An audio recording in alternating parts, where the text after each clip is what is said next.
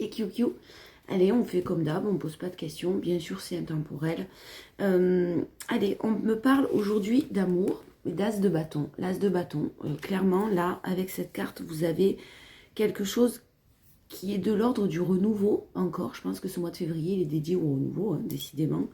Il y a des bagarres, vous avez mené des batailles très difficiles, vous êtes en train de vous relever, hein, vous avez perdu une bataille, justement, vous n'avez pas perdu la guerre.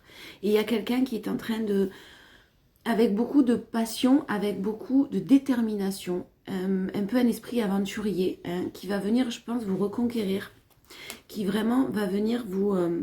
ouais, alors c'est quelqu'un qui vit de grandes difficultés là en ce moment, hein. On parle de votre autre, qui vous avez vécu, vous aussi, vous avez eu du mal.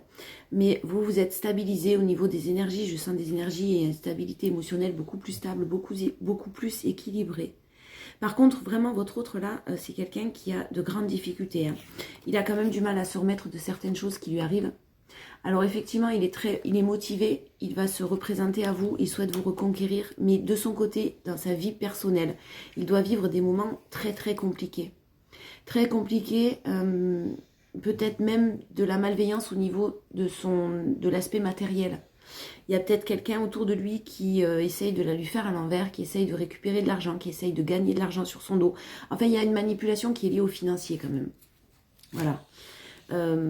Et puis, il veut vraiment se présenter à vous comme quelqu'un alors le roi d'épée, quelqu'un qui tranche, hein, qui a pris une décision.